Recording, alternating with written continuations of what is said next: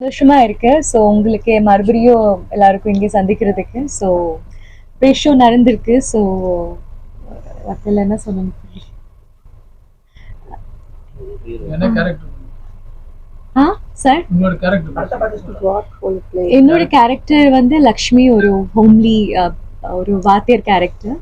So ரொம்ப ஒரு பியூட்டிஃபுல்லாக கேரக்டர் இந்த படத்துக்கு நான் ப்ளே பண்ணியிருக்கேன்.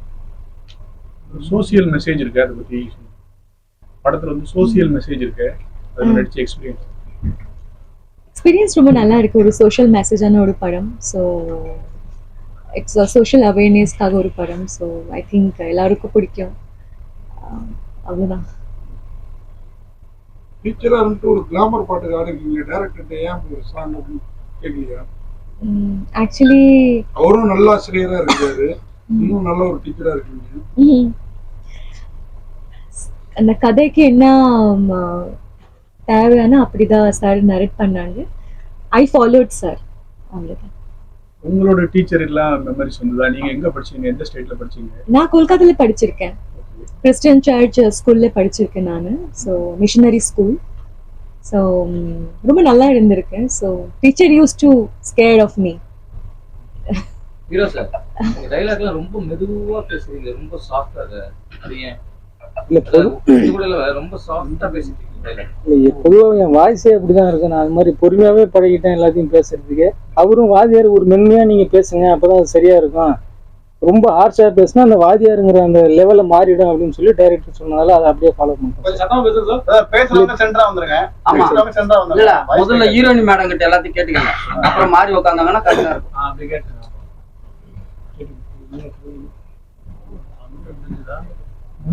ஓகேவா? மாறிக்கோங்க.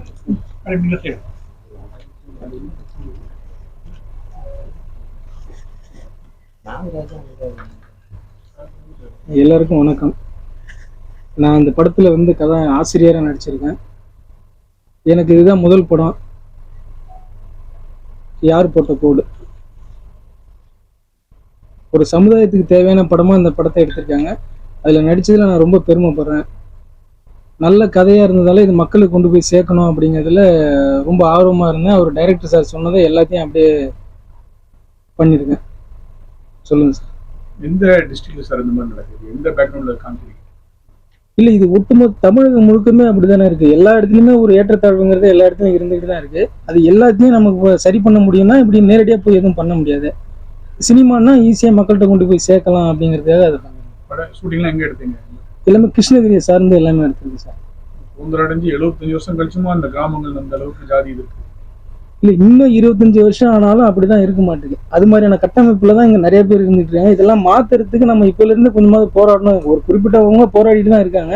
அதையும் கடந்து திரும்ப நம்ம போராடிட்டே இருந்தா சரியா இருக்கும். இன்னும் கொஞ்ச நாளைக்கு அப்புறமாவது மாறுங்கிற ஒரு நம்பிக்கையில தான் சார் அது மாதிரி பண்ணிருக்காங்க. நீங்க வெளியே போன ஆமா சார். சொன்னாரு 75 ஆண்டு காலம் நம்ம வெளியில நடக்குதா அந்த கிராமத்துல. இப்போ சமீபமா சினிமாவில் அந்த மாதிரி நடக்குது, அதை பத்தி எதுவும் பேச மாட்டீங்க? இல்ல, சினிமாவுல ஜாதி அரசியல் படம் எடுக்க ஆரம்பிச்சாச்சு. கண்டிப்பா எல்லாருமே இப்ப நிறைய பேர் அது சமமா எடுக்க ஆரம்பிச்சிட்டாங்க. இது நம்ம இந்த படத்துல சாதியை சொல்லல, சினிமாவே அப்படித்தானே ஆயிடுச்சு. இப்ப நீங்க வந்து ஜாதியே வேண்டாம் இந்த படம். ஆமா சார். சினிமாவே ஜாதியை கொண்டு வந்துட்டு இருக்காங்களா, அதை எப்படி பாக்குறீங்கன்னு கேக்குறேன். அது ரொம்ப கஷ்டமா இருக்கு, ரொம்ப ரொம்ப கஷ்டமா இருக்கு. சினிமாவில் ஒரு எல்லாமே அவங்க ஜாதியை உயர்த்தி பிடிக்கணுங்கிறதுக்காக ஏதோ ஒரு விஷயத்த பண்ணிடுறாங்க. அது எல்லாருக்குமே ஒரு வேற மாதிரி போய் சேருது. அது மாதிரி இருக்கக்கூடாதுங்கிறது தான் இப்போ லெனின் சார் இப்படி எடுத்திருக்காரு. அதை நம்ம பண்ணிடுறோம். இல்ல, நீங்க சொன்ன விஷயம் நல்ல விஷயம். எந்த ஜாதியை குறிப்பிடல. ஓகே, பசங்க வந்து கவர்மெண்ட் ஸ்கூல்ல படிக்க வைங்க, தனியார் ஸ்கூலுக்கு அனுப்பாதீங்க அப்படின்றாங்க. கவர்மெண்ட் ஸ்கூல்ல சரியா இல்லாதனால எல்லாரும் தனியார் ஸ்கூலுக்கு போறாங்க. இல்ல, எல்லா ஸ்கூலும் அப்படி இல்லை சார். கவர்மெண்ட் ஸ்கூல் வந்து இன்னைக்கு அப்படி இருக்குன்னா ஏதோ ஒரு சில ஸ்கூல்ல தான் அப்படி சொல்லலாம். ஆனா எல்லா ஸ்கூலும் அப்படி இல்லை, நல்லா இருக்கு கவர்மெண்ட் ஸ்கூல். பல ஸ்கூல்ல வாத்தியாரே வருது இல்லாம கம்ப்ளைண்ட்லாம் இருக்கு. அதனால பல புகார்கள் இருக்கிறனாலதான் வந்து இன்னைக்கு வந்து எல்லாருமே தனியார் ஸ்கூல்ல சேர்க்கிறாங்க. நீங்க வந்து கவர்மெண்ட் ஸ்கூல்ல சேருங்க அப்படின்ற மாதிரி ஒரு வேலை. ஆமா சார், இனி வரும் காலத்துல அந்த மாதிரி மாத்திக்கிட்டா நல்லா இருக்கும். இந்த மாதிரி மாறுங்கிறதுக்காவது நான் அதை மக்கள்கிட்ட சொல்லியிருக்கிறதா இருக்குங்க. இந்த டாஸ்மாக் போடின்னு ஸ்கூல் பசங்க வச்சு சொன்னீங்க. இப்ப நடக்கிற ஆட்சிலேயே டாஸ்மாக் அதிகமா எது வசூல் வந்துச்சோ அவங்களுக்கு அவார்டு கொடுத்தாங்க. ஆமா சார். அதை பத்தி எதுவும் சொல்ல மாட்டீங்க? இல்ல, அது கேட்கவே கஷ்டமா இருந்த ஒரு செய்தி. அது ஒரு தமிழ்நாட்டுல வந்து ஒரு டாஸ்மார்க்கை வச்சுதான் ஒரு கவர்மெண்ட்டை ரன் பண்ண முடியும்னு சொன்னா அப்பேற்பட்ட கவர்மெண்ட் வந்து நமக்கு தேவையாங்கிறதே தெரியல. தமிழ்நாட்டுல ஓசூர்லாம் நல்லா டெவலப் ஆயிட்டு, பக்கத்துல இருக்க பக்கத்து ஸ்டேட் பெங்களூர் எவ்வளவு டெவலப் ஆயிட்டு, சரி, தர்மபுரி கிருஷ்ணகிரி ஏன் இன்னமும் அந்த ஒரு பின்தங்கிய இதுல இருக்கு? என்ன காரணம்? தொழிலியா இருக்கட்டும், ஒரு கட்டமைப்பு ஆகட்டும், இதாகட்டும், மற்ற மாவட்டங்களை இது பண்ணும்போது இன்னும் கொஞ்சம் அந்த பின்னதிலே தான் இருக்கு. என்ன ஒசூர்லாம் நிறைய இண்டஸ்ட்ரி வந்துச்சு சார். ஒசூர்ல அந்த மாதிரி நிறைய கம்பெனிஸ்லாம் இருக்கு. இப்போதான் கொஞ்சம் கொஞ்சமாக டெவலப் ஆகிட்டே இருக்கு. இன்னும் கொஞ்ச நாள்ல கண்டிப்பா மாறிடும். நீங்க பழைய படம் அந்த சரவணன் தரலாம், சரிங்க சார். அந்த லுக் இருக்கு. சரிங்க சார். ஸோ இது நீங்க உங்களுக்கு தெரியும் டிஸ்ட்ரிபியூஷன் எப்போ தேட்டர் கொடுப்பாங்க, உங்க படத்துக்கு அந்த மாதிரி கொடுக்குறாங்களா? இல்ல சார், அது நமக்கு வந்து அது சம்மந்தமா எதுவும் தெரியல. அது ப்ரொடியூசர் மேடம் தான் பாத்துக்கிறாங்க. இது கொண்டு போய் சேர்க்கணும்னு தான் நம்ம நினைக்கிறோமே தவிர எந்த அளவுக்கு சேர்க்கறாங்கிறது ப்ரொடியூசர் மேடம் தான் முடிவு பண்ணும். 12ஆம் தேதி வந்து ரஜினியோட பர்த்டே. ஒரு படம் அன்னைக்கு வந்து அவரோட வைபா இருக்கும், தேட்டரே கிடைக்காது, அன்னைக்கு ரிலீஸ் பண்றேன்றீங்க, எந்த இடத்துல சாத்தியமாகும் சார்? எப்பவுமே வளர்ந்தவங்கள்ட்ட மோதுறது தான் நம்ம யாருங்கிறத நம்ம ப்ரூவ் பண்ண முடியும். தோல்வி மோதுறீங்க. இல்ல இல்ல இல்ல, நான் அந்த விஷயத்துக்கு சொல்லல. அப்படி இருக்குன்னு எல்லாம் சொல்லுவாங்க. நான் என்ன நினைக்கிறேன்னா, அந்த நேரத்துல எல்லாருமே ரஜினி சார் படத்துக்கு போயிடுவாங்க. போனதுக்கு அப்புறம் எல்லா தேட்டரும் ஃபுல் ஆயிடும். ஏதோ ஒரு தேட்டர்ல அந்த படம் இல்லாத நேரத்துல கூட இந்த மக்கள் வந்து சரி ஏதோ ஒரு சின்ன படம் வந்திருக்கு அப்படின்னு சொல்லி ஃபுல்லானவங்க போய் இதை பார்த்தாவது இந்த கருத்தை புரிஞ்சுப்பாங்க. இதுக்கப்புறம் போயிட்டு வெளியில சொல்லி ஒரு நல்ல படம் இருக்கு, நல்ல கதை இருக்கு, திரும்ப அதை போய் பாருங்க அப்படின்னு சொல்றது கூட ஒரு வாய்ப்பு இருக்கலாங்கிறது கூட ஒரு எண்ணம் எனக்கு ப்ரொடியூசர் மாதிரி அந்த 12ஆம் தேதி ரிலீஸ் பண்றாங்க, அவங்களுக்கு தான் கேட்கணும். இது என்னோட எண்ணம் சார். படத்துல நல்லா சிறந்த ஆசிரியரா நடிச்சிருக்கீங்க. சரிங்க சார். எல்லாரும் சொன்ன மாதிரி கொஞ்சம் அமைதியா பேசினாலும் நல்லா அழுத்தமா கருத்துக்கள் அந்த மாணவர்களுக்குலாம் சொன்னீங்க. சரிங்க சார். நல்லா இருந்தது. ஆனா டைரக்டர் சீன் சொன்னப்போ ஃபர்ஸ்ட் நைட்ல புதுமையா ஒரு சீன் சொன்னார் பாத்தீங்களா?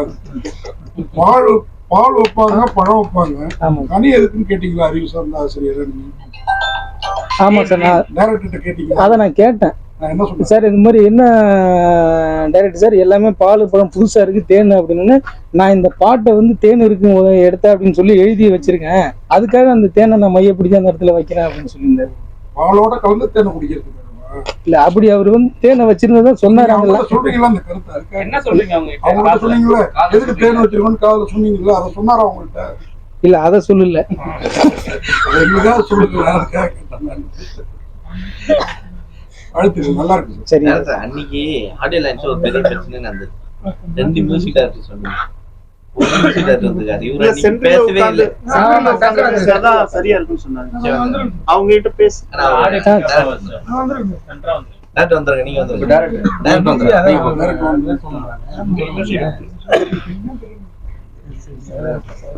அன்னைக்கு பேசவே இல்லை இந்த மியூசிக் டைரக்டர். ஏன் அவரு வெளியில போனாரு, என்ன காரணம்? ஏன்னா எல்லாருக்கும் நீங்க மரியாதை கொடுத்தீங்க, இல்லைன்னு சொல்லல. ஃபர்ஸ்ட் ஒருத்தரை கூப்பிட்டீங்க, அவங்க இது பண்ணாங்க, அதுக்கப்புறம் அவர் கிளம்பி போயிட்டாரு, அதுக்கப்புறம் அவர் இடமா நடந்துச்சு. என்ன காரணம்? எதுல கோட்டை விடுறீங்க? ஏன் பிரச்சனையாச்சு? முதல்ல எல்லாருக்கும் வணக்கம். அது குடும்பத்துல சின்ன சின்ன விஷயங்கள்லாம் இருக்கும், அது இங்க சொல்ல முடியாது. இது எங்களுக்குள்ள இருக்கிற ஒரு சின்ன ஒரு செல்ல சண்டை. அது அந்த நேரத்துல போய் என்னால் சமாதானமும் படுத்த முடியல. அதை நாங்க பர்சனலா பேசி தீர்த்துக்கிட்டோம். சார், படத்துல மதுக்கடைகளை ஒழிக்கணும், அதெல்லாம் நல்ல கருத்தெல்லாம் சொன்னீங்க. உண்மையாவே நல்லா இருந்தது. அந்த பையன்லாம் கூட நல்லா வேலை வாங்கியிருந்தீங்க. கொஞ்சம் பழைய ஸ்டைல்ல இருந்தாலும் புதுசா இருந்தது படம். அது வந்து ரொம்ப பாராட்டுக்கு விஷயம். போர் அடிக்கல படம். ரொம்ப நன்றி சார், ரொம்ப நன்றி சார். ஒரு எதிர்பார்ப்பை கூட்டுச்சு. ஆனா பையன் வந்து நல்லா நடிச்சிருக்காப்புல. இந்த பையனும் சரி, அந்த ஃப்ரெண்டும் சரி, பையனுக்கு எல்லா விஷயமும் தெரியுது. ஆனா ஜாதினா என்னன்னு தெரியாம இருக்காப்புல. ஆமா சார், ஜாதினா என்னன்னு தெரியாமலாம் நிறைய பசங்க இருக்காங்க இந்த ஜென்ரேஷன்ல. 2010 கிட்ஸ் இருக்காங்க, நிஜமா இருக்காங்க. முதல்ல வாழ்த்துக்கள். டேனியல் பாலாஜி வாய்ஸ் அப்படியே எங்களுக்கு வந்து இருந்தது. நீங்க அதை ட்ரெயின் பண்ணீங்களா இல்ல உங்களோட இது நேச்சுரலா இருந்தது? சத்தியமா இல்ல, இல்ல சத்தியமா இல்ல. நீங்க கேட்ட கேள்விக்கு நேரடியா இங்க சொல்றேன். இதுவரையும் ஒரு 1000 பேர் சொல்லிட்டாங்க. ஒரு பக்கம் மகிழ்ச்சி, ஒரு மிகச்சிறந்த ஒரு கலைஞன், ஒரு நடிகன், அவரோட என்ன ஒப்பிடுறது நான் ரொம்ப பெருமைப்படுறேன், ரொம்ப சந்தோஷப்படுறேன். சார், கிளைமேக்ஸ் ஃபைட்ல 6 பேரை கூப்பிட்டு வந்துட்டு மற்ற எல்லாத்தையும் அமிச்சிட்டு நீங்க மட்டும் ஃபைட் பண்ணீங்க. ஏன் ஹீரோ 6 பேர் கூட ஃபைட் பண்ணா ஒத்துக்க மாட்டாங்க, தனியா ஃபைட் பண்ணீங்க? அப்படி இல்ல, ஒரு சிங்கம் இன்னொரு சிங்கத்தை அட்டாக் பண்ண போது எதுக்கு ஆடுகள்லாம், அதனால ஆட்டுக்குட்டிகளை அமிச்சிட்டு 2 சிங்கமும் சண்டை போடுற மாதிரி ஒரு ஃபீல் பண்றேன். அதனால அது ஒரு சின்ன ஒரு காமெடியா பண்ண ட்ரை பண்ண அந்த இடத்துல. ஏன்னா இங்க ஜிம் பாய்ஸ் எல்லாம் யாரும் இருந்திருக்க மாட்டாங்க, பார்த்துருப்பீங்க. அந்த ஊர்ல இருக்கிறவங்களே இந்த கூட சுத்திட்டு இருக்கிறவங்கள வந்து அப்படி பண்ணி சரி நீங்களாம் போங்க அப்படின்னு நான் சொல்லிட்டு ஒரு பிரசிடென்ட் அவரே இறங்கி அடிப்பாரு, அவரே இறங்கி அடிப்பாரு. ஆமா, யாரு மேல அதிகமா அன்பு இருக்கு எதிரின்னு தோணும், அவங்க மேல அன்பு அதிகமா இருக்கும். சம்டைம் அவங்கள நேரடியா அடிக்கலாமே, அடிச்சு பார்க்கலாமே ஒரு ஆர்வம் வரும் கண்டிப்பா. ஹெல்மெட் ஃப்ரீயா கொடுங்கன்னு சொன்னா ரொம்ப நல்ல விஷயம். ரொம்ப நன்றி. ஏன்னா எங்க பார்த்தாலும் நின்று பிடிக்கிறாங்க, சில இடத்துல போலீஸ்காரங்களே கொடுக்குறாங்க, கவர்மெண்டே கொடுக்க சொன்னீங்களே எதாவது ஃப்ரீ கொடுக்குறீங்க அப்படின்ட்டு ரொம்ப நல்லா இருந்தது. கண்டிப்பா சார், அரசாங்கத்துக்கு சொல்ல வேண்டியது நிறைய இருக்கு. ஆனா எல்லாத்தையும் ஒரே படத்துல சொல்ல முடியாது. அடுத்தடுத்த படைப்புகள்ல நிச்சயமா வேற வேற நல்ல நல்ல விஷயங்கள்லாம் சொல்லுவோம். தம்பிங்கிறதுனால இந்த கௌதமன் பெரிய இயக்குனர், அரசியல் பிரபலம், அவரோட தம்பிங்கிறதுனால இந்த மாதிரி ஒரு கருத்து சொல்ற படமா எடுக்கணும். வடமலை மகன்றதால நான் இப்படி இருக்கேன். ஏன்னா எங்க அப்பா வந்து மிகச்சிறந்த போராளி, தமிழ் தேசிய போராளி, கம்யூனிஸ்ட்வாதி. அதனாலதான் ரஷ்யன் லீடர் நேம் எனக்கு வச்சிருக்கேன், லெனின். அப்பாவோட பேரை நான் இணைச்சிக்கிட்டேன். ஏன்னா அப்பா இல்லாம நம்ம இல்லை. நான் படிச்சது வந்து 12ஆம் வகுப்பு வரையும் அரசு பள்ளிக்கூடத்துல தான் படித்தேன். அப்புறம் கல்லூரி முதுகலை தமிழ் இலக்கியம் பச்சைப்பன் கல்லூரி, லயோலா கல்லூரியில நான் படித்தேன். அப்போ அது வந்து கவர்மெண்ட் எய்டட் காலேஜ், அரசாங்கம் தான் அந்த பேராசிரியர்களுக்கெல்லாம் சம்பளம் தராங்க. இப்போ நான் வந்து மோஸ்ட்லி படித்தது அரசு நிறுவனங்கள்ல. அப்போ மக்களோட வரி பணத்தில் நான் படிச்சிருக்கேன். ஏன்னா எல்லா ஜாதிக்காரங்களும் வரி பணம் கொடுக்குறாங்க, எல்லா மதத்துல இருந்து கொடுக்குறாங்க, எல்லா மக்களும் வந்து அரசுக்கு வந்து வரி பணம் கொடுக்குறாங்க. அதுல இருந்து தான் நான் வந்து இன்னும் சொல்ல போனா அரசு விடுதியில தங்கி படித்தேன் 12வது வரையும். அப்போ மக்களோட ரத்தம் என் உடம்புல ஓடுது. ஸோ அந்த மக்களுக்காக நான் கடைசி வரையும் என்னோட படைப்பு மூலமாவோ அல்லது நான் எப்ப என்ன நினைக்கிறேனோ, என்ன செய்யணும்னு நினைக்கிறேனோ அதை துணிஞ்சு மக்களுக்காக செஞ்சுக்கிட்டே இருப்பேன். முதல் படமே அண்ணன் மாதிரி காதல் படம் மட்டுமா எடுக்காம கருத்தாமிக்க படமாவும் எடுத்திருக்கீங்க. ரொம்ப நன்றி, ரொம்ப நன்றி சார். தமிழ் தேசியம் வந்து அவ்வளவு பெரிய கொள்கை, பெரிய பெரிய தலைவர்களுக்குலாம் அவர் வந்து ரொம்ப நண்பராக இருக்காங்க. இந்த படத்துல ஒரு குறியீடு, ஒரு போட்டோ கூட எங்கேயுமே இல்லை. எதுக்கு? அப்பாவோட பழையன கழிதலும் புதியன புகுதலும் இயல்பனவே அப்படின்னு சொல்லி தொல்காப்பியர் சொல்லியிருக்காரு. எதுக்கு அது? அவங்க வாழ்ந்துட்டு அவங்க போராடிட்டு போயிட்டாங்க.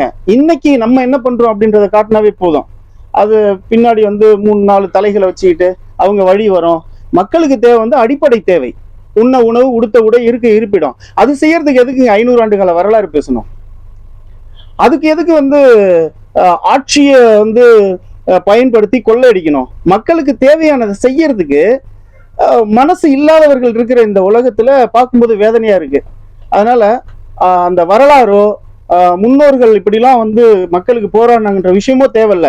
இப்ப சமகாலத்துல, அதாவது அப்துல் கலாம் ஐயா சொல்லியிருக்காரு, நீ பட்டறை கல்லானால் அடி வாங்கு, சுத்தி ஆனால் அடி கொடு அப்படின்னு இருக்காரு. நீங்க சுத்தியா பட்டறை கல்லா அப்படின்னு நம்ம தான் முடிவு பண்ணணும். அதை தாண்டி ஒரு குடும்பத்துக்கே ஒரு தலைவர் இருக்காரு. ஆனா கிட்டத்தட்ட வந்து தமிழ்நாட்டுல எவ்வளவு பேர் இருக்காங்க? 12 கோடி மக்கள் இருக்காங்க இல்லையா? 12 கோடி மக்களுக்கு வெறும் 10 தலைவர்கள் தான் இருக்காங்க. அந்த 10 தலைவர்களும் மக்களுக்கு என்ன செய்யறாங்க? பத்தாது. இப்ப நிறைய தலைவர்கள் உருவாகணும். அதனாலதான் இந்த படத்துல வந்து ஆசிரியர் கூட வருங்கால முதலமைச்சர் உதயா, வருங்கால பாராளுமன்ற உறுப்பினர், வருங்கால சட்டமன்ற உறுப்பினர், சுப்ரீம் கோர்ட் ஜட்ஜு, உயர்நீதிமன்ற வழக்கறிஞர் அப்படிலாம் சொல்ல வச்சிருக்கேன். இப்போ இங்க நிறைய மக்களை காக்கிறதுக்கு நிறைய லீடர்ஸ் தேவை. அப்படி ஒரு நல்ல லீடர்ஸை உருவாக்கணும். வந்துடுறேன். அப்துல் கலாம் ஐயா என்ன சொல்லியிருக்காருன்னா, நல்ல பொறுப்புல சரியான நபராகிய நீ அமரவில்லை என்றால் அங்க தவறான வந்து உட்காருவான், விட்டு தராத அப்படின்ற. அப்ப நம்ம தான் கையில எடுக்கணும். அப்ப வருங்கால முதலமைச்சர் உதயான்றதை நீங்க இந்த படத்துல சொல்லிட்டீங்க. எந்த உதயாவை கேக்குறீங்க? உதயான்ற பேர் வந்து ஒருத்தருக்கு தனிப்பட்ட உரிமமா? இல்ல குறிப்பா அந்த பேர் வச்சிருக்கீங்களா? இல்ல, எல்லா கட்சியிலயும் அப்படி கிடையாது. உதயான்றது நான் எப்பவுமே சூரியனை வணங்குவேன். ஓகேங்களா?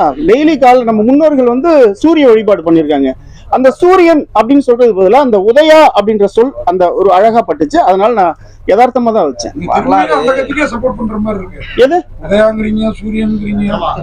ஏங்க சரி, சூரியன் இல்லாம வாழ முடியுமா? வெளிச்சம் இல்லாம வாழ முடியுமா? அது ஒவ்வொருத்தரும் யாரு எதை வேணாலும் பேரை குறியீடா வச்சுக்கலாமே தவிர உண்மையாவே வந்து இறை வழிபாட்டுல சூரிய வழிபாடு நம்ம முன்னோர்கள் கடைபிடிச்சது. வரலாறு தெரியாம உள்ள வரவே முடியாது. புதிய கழிதல் நீங்க சொன்னீங்க. வரலாறு தெரியாம எப்படி போராட்டம் போடுவீங்க? நீங்க பொதுமக்களுக்கு, பாமர மக்களுக்கு நீங்க பாடம் நடத்திக்கிட்டே இருக்க வேண்டியதான். வரணும்னு சொல்றீங்க. முன்னாடி தெரியாம முன்னாடி வந்து எப்படி நிப்பீங்க? வர்றவங்களுக்கு வரலாறு தெரியலாம். நீங்க அப்துல் கலாம் ஐயாவே நீங்க சொல்லியிருக்க கூடாது. அதாவது நான் என்ன சொல்றேன், வர்றவங்களுக்கு வரலாறு தெரியலாம், பாமர மக்களுக்கு வயிற்றுக்கு சோறு தான் வேணும், அவங்களுக்கு வரலாறு தேவையில்லைன்னு சொல்ல வரேன். அவங்களுக்கு வாங்க உட்காருங்க, வரலாறு என்ன தெரியுமா, யார் யார் எந்தெந்த காலகட்டத்தில் ஆண்டாங்க தெரியுமா, யார் யார் படையெடுத்து வந்தாங்க தெரியுமா, அவங்க எல்லாம் எப்படி நன்மை நீங்க என்னங்க நன்மை செய்றீங்க, அதுதாங்க நமக்கு வேணும். நம்ம என்ன சோறு போட்டா கார்பரேட் வந்து உள்ள வந்துட்டாங்கன்னா வாங்கி சோறு போட சொல்ல, சோறு சாப்பிட வழிவகை பண்ண சொல்றேன். மீன் பிடிக்கிறத விட, மீன் சோறு போடுறத விட மீன் பிடிக்க கத்துத்தர சொல்றேன். ஒரு மன்னனோட பொறுப்பு என்ன? மக்களை பாதுகாக்கிறது. இப்ப மன்னன் அப்படின்ற பேருக்கு பதிலா இப்ப அரசாங்கம், அரசு, முதலமைச்சர்னு வந்திருக்கு. சோ ஒரு மன்னன் வந்து மக்களை பாதுகாக்கணும், பாதுகாக்கிற மாதிரி ஒரு மன்னன் வேணும். இப்ப இல்ல, அதுதானே சொல்றீங்க. இப்ப இல்ல இருக்காங்களா? நீங்க சொல்லுங்க. இல்ல நீங்க கேக்குறீங்க, நான் அதே தான் நான் கேக்குறேன். போடுறாங்க நீங்க இல்ல, நான் கேக்குறேன் இருக்காங்களா, நீங்க சொல்லுங்க. இப்போ நடக்கிற ஆட்சி 3 வேளை சோறு போடுறாங்களா தான் நாங்க கேக்குறோம். நீங்க திருப்பி எங்களை கேட்டா எப்படி? எது நீங்க 3 வேளை எல்லாருக்கும் சோறு கிடைக்குதுங்களா? எல்லாருக்கும் கல்வி கிடைக்குதுங்களா? எல்லாருக்கும் மருத்துவம் கிடைக்குதுங்களா? எல்லாருக்கும் வேலை வாய்ப்பு கிடைக்குதுங்களா? ஒரு குடும்பத்துல ஒருத்தர் நல்லா இருந்தாவே அந்த 5 பேரை பாதுகாக்கலாம். எத்தனை குடும்பம் இன்னைக்கு, எவ்வளவு முன்னாடி எல்லாம் வந்து தெருவுல நாய் அடைஞ்சிருக்கும், ரோட்ல போகும்போது இல்ல நாய் அடிபட்டு கிடக்கும், இழுத்து ஓரமா விட்டு போவோம். இப்ப மனுஷன் தெருவுல கிடக்க, மனுஷன் அடிபட்டு கிடக்க, கண்டுக்க ஆள் இல்ல. இந்தியன் எக்கனாமில இன்டர்நெட் உள்ள பேப்பரை கூட நான் எடுத்துறேன். இங்க ஒருத்தனோட மாத சம்பளம் வந்து முன்னாடி 2000 ரூபாய், 10 வருஷத்துக்கு முன்னாடி இருந்த 2000 ரூபாய் சம்பளம் இன்னைக்கு வந்து 25,000 இருக்கு. எல்லா நீங்க சென்னையில இருக்க அத்தனை ஷாப்லயும் பாத்தீங்கன்னா ஆட்கள் தேவைன்னு போர்டு போட்டிருக்காங்க. எல்லாருமே வந்து ஓன் பிசினஸ் ஆகி, பானிபூரி கடை கூட ஓன் பிசினஸ் ஆகி போடலாம். பிசினஸ் மைண்ட் எல்லாருமே மாறிட்டாங்க. சோ இப்படி இருக்கும் போதுதான் தமிழகம் வந்து வளர்ச்சியார அடிக்குதுன்னு கீழ் நோக்கி போவே இல்லை. கீழ் நோக்கி போனா பஞ்சத்துலயும் ஏதோ கீழ் நோக்கி போயிருக்கலாம். அப்படி போல நான் ஆர்டிகல் படிச்சனால உங்ககிட்ட நான் மகிழ்ச்சி நீங்க சொல்றது நல்லது. மேக்சிமம் வந்து மேல் நோக்கி தான் போயிட்டு இருக்கு. முழுவதுமா மேல் நோக்கி போகணுன்றதுதான் நம்மளோட எண்ணம். ஹீரோயின் மாத்திரம் சீனியர், நம்ம இதுல இருந்து கொஞ்சம் வித்தியாசமா இருக்க மாதிரி இருக்காங்களா? அழகா எப்படி தேர்ந்தெடுத்தீங்க? எந்த படம் பாத்தீங்க? இல்ல நான் சொல்றேன், இந்த படம் வந்து ஒரு 5 கோடி ரூபாய் பட்ஜெட்ல ஒரு பெரிய நிறுவனம், ஒரு பெரிய கதாநாயகன் நடிக்கிறதா இருந்தது. இதுல சத்தியமா நான் வில்லனா நடிக்கிறதாவும் இல்ல, எந்த கதாபாத்திரமும் இல்ல. அந்த ப்ரொடியூசரு அந்த பெரிய ஹீரோவுக்கு செக் எடுத்துட்டு வந்து கொடுக்க வந்தார் ஒரு கோடம்பாக்கத்துல ஒரு அலுவலகத்துல. அவரு லெனின் கதை சொன்னீங்க நல்லா இருக்கு, நான் பவுண்டட் படிச்சுட்டு நான் வாங்கிக்கிறேன் அப்படின்னாரு. இவர் வந்தவர் ரொம்ப நெடுந்தூரத்துல இருந்து வரவர். இல்லைங்க நான் முத செக் அட்வான்ஸ் கொடுக்க வரேன், 10-20 லட்ச ரூபா கொடுக்க வரேன், அவர் வேணான்ட்டாரு. இல்லைங்க நம்ம வேற ஹீரோ வச்சு பண்ணிக்கலாம் அப்படின்னு இப்படி படிப்படியா மாறி ஒரு கட்டத்துல தொய்வா போய் நீர்த்து போச்சு. இப்ப 10 வருஷமா படம் பண்றேன் அப்படின்னு ஒவ்வொரு முறையும் இவன் படம் பண்ணுன்னு சொல்லி ஊரை சுத்தி தான் வந்துட்டு இருப்பான், இவெல்லாம் நம்பாதீங்க அப்படின்னு என் மேல வந்து என் குடும்பத்தை சார்ந்தவங்களுக்கும் என்னோட உறவினர்களுக்கும் பெரிய அவநம்பிக்கை வந்துருச்சு. சரி இது எப்படியாவது பண்ணி ஆகணும்னு ஒரு முடிவு எடுத்து பண்ணதுதான் ஒரு சின்ன பட்ஜெட்ல ஒரு 1 கோடி ரூபாய் பட்ஜெட்ல இந்த படம்.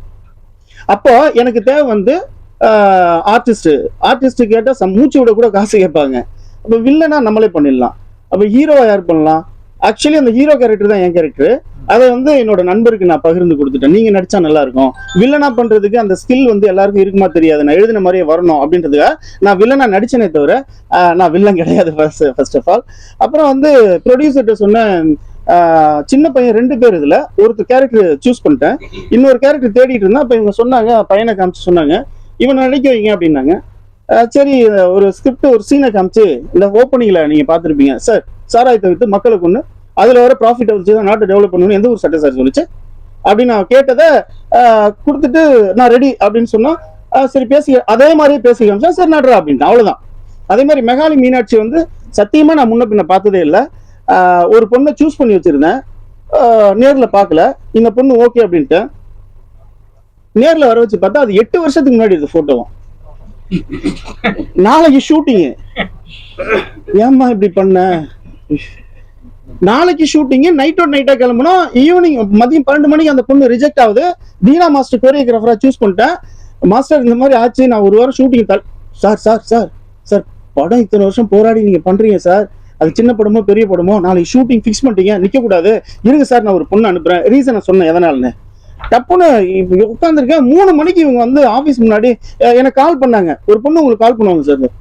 ஹலோ, நான் மெகாலி பேசுறேன், உங்க லொகேஷன் கொஞ்சம் அனுப்புங்க, தீனா மாஸ்டர் சொல்லுச்சு அப்படி. சரி, நான் உங்க லொகேஷன் அனுப்பிச்சிட்டேன், நான் இங்கே வந்துச்சு அப்படின்னாங்க. ஓ வந்துட்டாங்களா? மேலே நான் செகண்ட் ஃப்ளோர் ஆஃபீஸு, கார் வந்து நின்னுது, மேலே இருந்து பார்க்குறேன். இவங்க டோரை இறங்கி அப்படி திரும்பி சாத்திட்டு இப்படி மூவ் பண்ணாங்க. டீச்சர் கிடைச்சிட்டாங்கடா, நாளைக்கு ஷூட்டிங் போகலாம்டா அப்படின்னு மேலே வந்து கடையான அக்ரிமெண்ட் போட்டு அன்னைக்கு நைட்டா கிளம்பி மறுநாள் போய் நான் ஃபர்ஸ்ட் சாங் தான் எடுத்தேன். ஸோ நான் வந்து ஓரமாக உட்காந்து வேடிக்கை பார்த்தேன். அந்த ஜென்ரேட்டர்லாம் மலைக்கு தூக்கிட்டு போகணும், சாப்பாடுலாம் தூக்கிட்டு போகணும், அந்த வேலையெல்லாம் நான் ஃபர்ஸ்ட் நாளே ஆரம்பிச்சிட்டேன். ஃபர்ஸ்ட் நாள் அப்பா சக்ஸஸ்ஃபுல்லாக படம் ஸ்டார்ட் ஆயிடுச்சு அப்படின்னு. ஸோ நான் இவங்ககிட்ட பேசுறதுக்கே 3-6 நாள் ஆச்சு. ஏன்னா கொரியோகிராஃபர் தான் வந்து டைரக்ஷன் பண்ணிட்டு இருந்தாங்க. அப்படிதான். மகிழ்ச்சியான கேள்வி. சென்னையில் ஏதோ 12 தேட்டர்னு சொன்னாங்க. ஃப்ரைடே பிக்சர் ஜின்னாபாய் தான் ரிலீஸ் பண்றாரு படத்தை. அது நான் சொன்னேன், 4 தேட்டர்ல போட்டாலும் 4 ஷோ போடுங்க, இது மக்களுக்கு கொண்டு போய் சேர வேண்டிய. அதுலயே லோக்கல் தேட்டர் ரோகிணி மாதிரி உள்ள தேட்டர்ல, லோக்கல் தேட்டர்னு சொல்லக்கூடாது, அந்த எல்லா பொதுமக்களும் இயல்பா போய் பாக்குற மாதிரி, தேவிகர் மாதிரி, ரோகிணி, இந்த மாதிரியான தேட்டர்கள், திருவெற்றியூர், பாடி, சிவசக்தி, இந்த மாதிரி தேட்டர் போடுங்க. மக்கள் வந்து இயல்பா 4 ஷோ போய் பாக்குற மாதிரி 4 ஷோ சிம்பிளான தேட்டர்ல போடுங்கன்னா ஒரு மால்ல எல்லாம் போட்டிருக்காரு. எனக்கு தெரிஞ்சு ஒரு ஷோ அப்படிதான் தந்திருப்பாங்கன்னு நினைக்கிறேன். படத்துல ஜாதியை தாண்டி இந்த ஜோதிடம்லாம் சொல்லியிருக்கீங்க. ஆமா, உங்களுக்கு அது மேல நம்பிக்கை கிடையாதா? இல்ல, அதாவது என்னன்னா ஜோதிடம்ன்றது உண்மையா இல்ல அவனுங்களா டுபாக்கோரா? நான் சொல்றேன். இல்ல நான் சொல்றேன் ஜோதிடம் பியோர் சயின்ஸ்.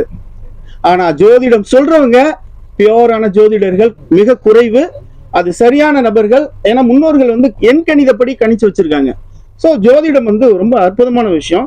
அது எல்லாத்துக்கும் இயற்கையிலிருந்து, சயின்ஸ்ல இருந்து உருவாக்கப்பட்டதுதான் ஜோதிடம். அது ஒன்றும் மூட நம்பிக்கைன்னு அவ்வளோ சொல்லிட முடியாது.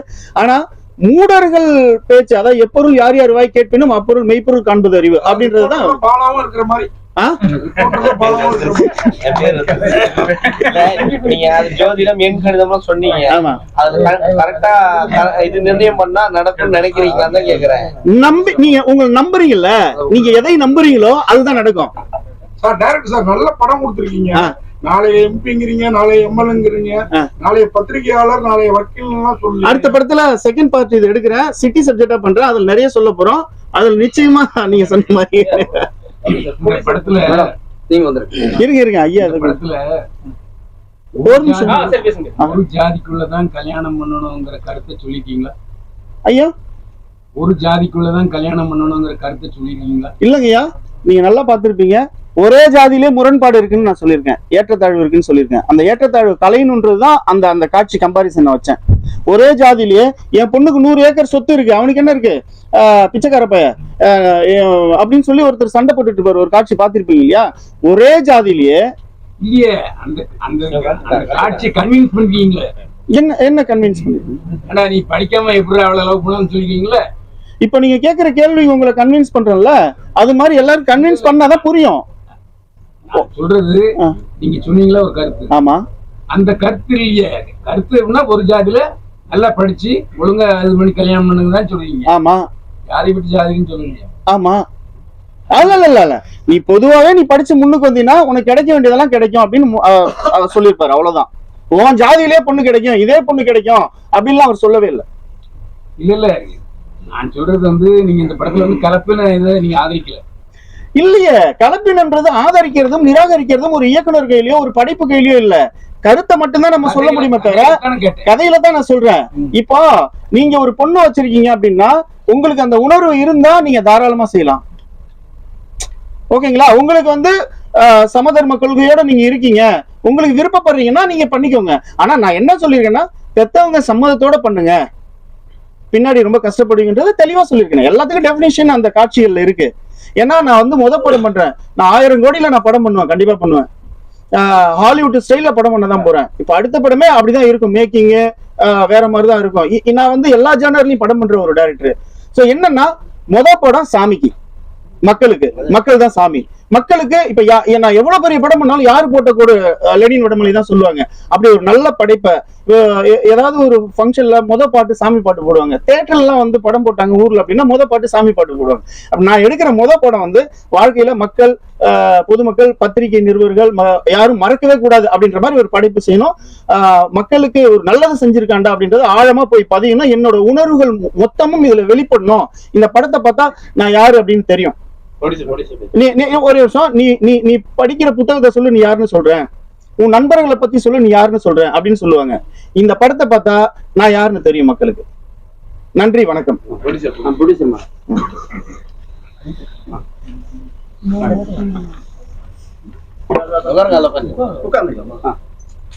எல்லாருமே கொஞ்சம் ஷார்ட்டா பேசணும். அப்புறம் கடைசியா பைல்வான் சார் பேசுறாங்க. எல்லாருக்கும் வணக்கம். சொல்லுங்க, படம் எடுத்தீங்க, எப்படி ரிலீஸ் பண்ண போறீங்க? இந்த படம் வந்து எடுத்தது வந்து ஆக்சுவலா பிளான்டாலாம் வந்து படத்துல நான் படம் ப்ரொடியூஸ் பண்ணணும், இந்த படம் வந்து நான் ஒரு பெரிய ப்ரொடியூசர் ஆகணும் அப்படிங்கிற ஐடியாலலாம் நான் வந்து ஆக்சுவலா இதுக்குள்ள வரல.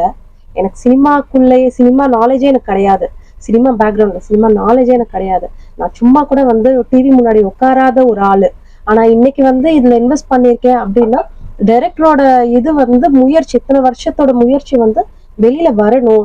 அவரோட இது எங்க போனாலும் இவர் இத்தனை வருஷமா வந்து மூவி பண்ணணும் அப்படிங்கிற இதுல இருந்து இத்தனை வருஷமா வந்து ஹி வாஸ் ஒரு ப்ரொடியூசருக்காக ஹண்ட் பண்ணிட்டு இருந்தாரு. அப்படி இருக்கும்போது எல்லாருமே கேட்டது வந்து உங்களோட ஃபுட் பிரிண்ட் என்ன, உங்களோட ஃபர்ஸ்ட் மூவி என்ன அப்படிங்கறத ரிப்பீட்டடா கேட்டுட்டே இருந்ததுனால ஓகே இந்த படம் வந்து லோ பட்ஜெட்டுங்கிறதுனால இது அவரோட ஃபுட் பிரிண்டா இருக்கட்டும், இதோட ஃபர்ஸ்ட் படமா இருக்கட்டும் அப்படிங்கறதுல வந்து ரொம்ப வந்து சிரமப்பட்டு இந்த ஒரு முயற்சியை நான் எடுத்தது. படம் முடிச்சுட்டு வெளியில வந்ததே எனக்கு ஒரு நைட்மேர் தான். எப்படி முடிச்சேன், இன்னைக்கு வந்து ரிலீஸ் வரைக்கும் வந்திருக்கு அப்படிங்கறதே வந்து நம்ப முடியாத ஒரு விஷயம். டிஸ்ட்ரிபியூட்டர் சாரோட சப்போர்ட்ல வந்து இவ்வளவு வரைக்கும் வந்திருக்கு. மேடம், படத்துல நீங்க ப்ரொடியூசர்ங்கனால உங்க கேரக்டர் ஜாஸ்தி பண்ண சொல்லி கேட்டீங்களோ? ஆக்சுவலா அவ்வளவு இம்பார்ட்டன்ட் இருக்கு அது படத்துல இருக்குது. இல்ல, ஆக்சுவலா வந்து எனக்கு அழுக வராது, நான் அழுதது இல்ல. இந்த படத்துல வந்து லாஸ்ட் மினிட்ல வந்து அந்த ரோல் பிளே பண்ண வேண்டியவங்களுக்கு வந்து பட்ஜெட் வந்து ரொம்ப ஜாஸ்தி இருந்தது. என்கிட்ட பட்ஜெட் இல்ல குடுக்கறதுக்கு. நான் வெறும் வாய்ஸ் மட்டும் கொடுத்துருங்கன்ட்டு நான் ரொம்ப ரெக்வஸ்ட் பண்ணிட்டு இருந்தேன் டைரக்டர் சார்ட்ட. பட் அவர் வந்து இல்ல அப்படி பண்ண முடியாது, கிளைமேக்ஸ் வந்து கொஞ்சம் டிஃப்ரெண்டா பண்ணிருக்கேன், அதனால வைஃப் கேரக்டர் தேவை அப்படி. அப்போ இன்னொருத்தவங்க வந்தாங்க, அவங்களுக்கும் இந்த உதயா கேரக்டருக்கும் ஃபேஸ் வந்து செட் ஆகல, உங்களது வந்து ரிசம்பிள் ஆகும், மக்கள் அக்செப்ட் பண்ணிப்பாங்க, அதனால ரொம்ப ஃபோர்ஸ் பண்ணி வேற வழி இல்லாம லாஸ்ட் டே ஷெட்யூல்ல ஒரு நாள்ல பிளே பண்ணது. அழுக வரலங்கிறதுனால கிளைமேக்ஸ்ல வந்து என்ன கீழே விழுந்துட சொல்லிட்டாங்க. அதனால மியூசிக் டைரக்டர் சென்ட்ரல் ஷார்ட்டா பேசுங்க sir. Okay sir, okay sir, நல்ல சார். எல்லாருக்கும் வணக்கம். நான் ஜெயக்குமார், இசையமைப்பாளர். நான் ஒரு 25-30 இயர்ஸ் அந்த ஃபீல்டில் எல்லா மியூசிக் டைரக்டர்ஸ்க்கும் ஒர்க் போயிட்டுருந்தேன். குறிப்பாக இசைஞானி கூட ஒர்க் பண்ணதை ரொம்ப பெருமையாக நினைக்கிறேன். இந்த படம் வந்து லெனின் ஒரு நண்பரை வந்து தற்செயலாக ஒரு நண்பர் அறிமுகப்படுத்தினார். அவர் வந்து என்னோடய ஸ்டுடியோவுக்கு வந்து இது மாதிரி ஒரு குத்து பாட்டு ஒன்று பண்ண படத்துக்கு பண்ணுறீங்களான்னு கேட்டார். ஓகே சார் பண்ணலாம். ஒரு சௌந்தர்யன் சார் 3 பாடல்கள் பண்ணியிருக்காரு, அவரோட சம்மதத்தோடு பண்ணலாம்னு சொன்னால் பண்ணலாம் அப்படின்னு சொன்னேன். அப்படி ஒரு குத்துப்பாட்டு பண்ணி புதையல் பண்ணி பாட்டை ரெக்கார்ட் பண்ணோம். அதை பாட வந்து என்னோட பொண்ணு சூப்பர் சிங்கர் சஜினின்னு சொல்லிட்டு. அதுக்கப்புறமா கிளைமேக்ஸில் ஒரு மெசேஜ் சாங் இருக்குது, அதை வந்து ஒரு ரேப் ஸ்டைலில் பண்ணலாமா, பண்ண முடியுமா?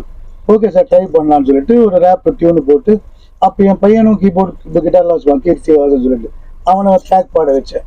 அந்த பாட அதை ரத்தம் தேடி ஓடு பாட வச்சு டைரக்டர் சாருக்கு அனுப்பிச்சேன். நல்லா இருக்கு அந்த வாய்ஸ், யார் அது பாடுறது, என் பையன் தான் பாடான், சரி பெஸ்ட்டாக இருக்கு அவனே பாட வச்சலான்னு சொன்னார். அப்படி உருவானது அந்த ரத்தம் தேடி ஓடு கிளைமேக்ஸ் சாங்கு. அப்புறம் பேக்ரவுண்ட் ஸ்கோர் வந்து சௌந்தர்யன் சார் ஏதோ பண்ண முடியாத சூழ்நிலை, என்ன கேட்டாங்க பேக்ரவுண்ட் ஸ்கோர், ஃபுல் படம் பேக்ரவுண்ட் ஸ்கோரு ரொம்ப ரசித்து பண்ணேன். ரொம்ப நல்ல ஒரு எக்ஸ்பீரியன்ஸு. அவருக்கு தேவையான அளவு முடிஞ்ச வரை சிறப்பாக பண்ணியிருக்கேன். இந்த படம் நல்ல வெற்றி பெறும்னு சொல்லிட்டு இறைவனை வேண்டிக்கிறேன்.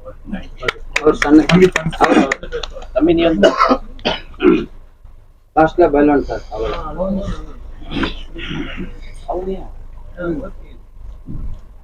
ஹலோ, என் பேர் துஹின் சேகுவேரா. இந்த படத்துல என்னோட பேரு உதயா. பேர் சொல்லு. துஹின் சேகுவேரா. இன்னொரு மண்டையில் ஏற மாட்டேங்குது. துஹின் சேகுவேரா. சேகுவேராப்பா அவர் பேரு. நீ படி சேகுவேரா.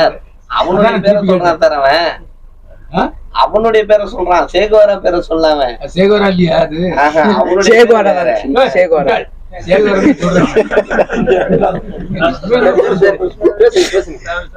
துஹின் சேகுவேரா. இந்த படத்துல என்னோட பேர் உதயா. சேகுவேரா ரொம்ப உலக புகழ் பெற்றவர், நிறைய பேருக்கு இன்ஸ்பிரேஷனா இருந்தவர். தப்பா பேர் சொன்ன கஷ்டமா இருக்குல்ல. சேகுவேரா.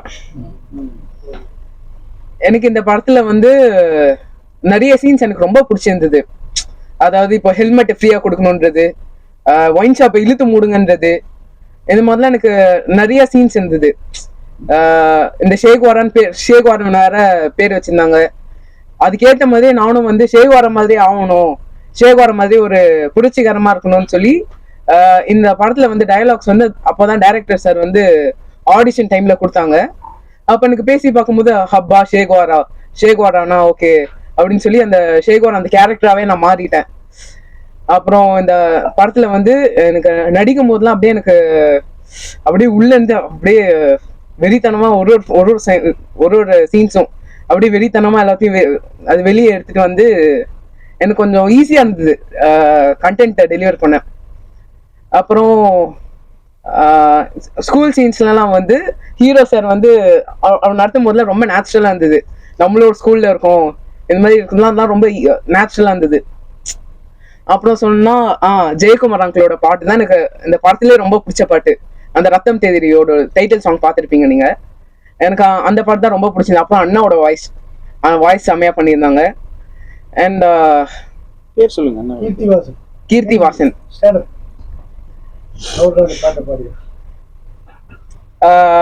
பாட்டு ரொம்ப பிடிச்சிருந்தது. அச்சச்சோ சாங் ரொம்ப நல்லா இருந்தது. நீ என்ன படிக்கிற தம்பி?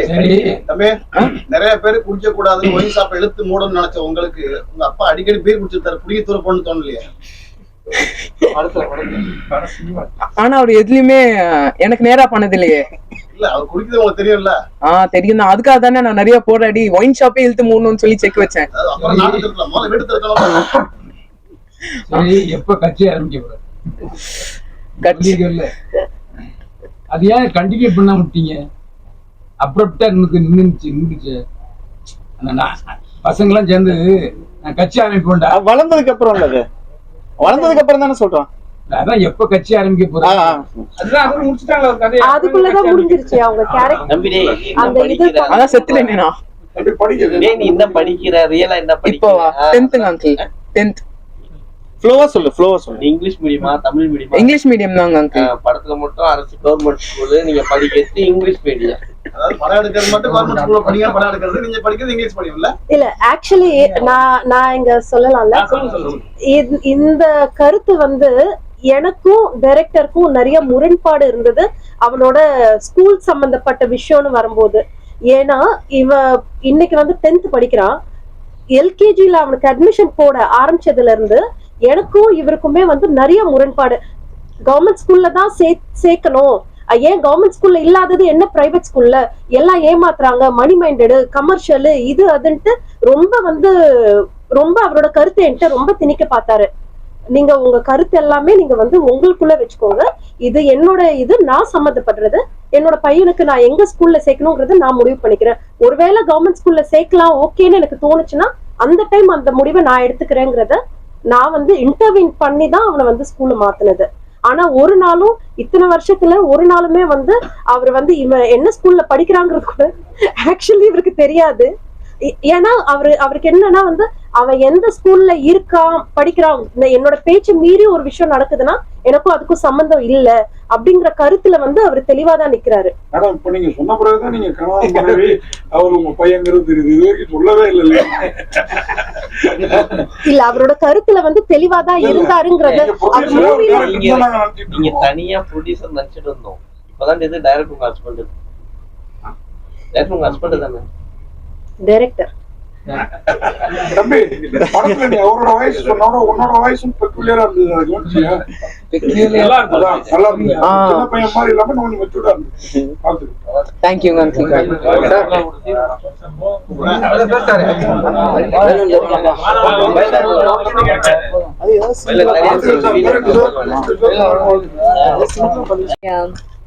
யார் போட்டக்கோட ஸ்பெஷல் இருக்கு. ஸோ ரொம்ப சந்தோஷமா இருக்கு நம்ம எல்லாருக்கும் திருப்பி மறுபடியும் இங்கே சந்திக்கிறதுக்கு. ஸோ சவுண்டா பேசுங்க. கேட்கல.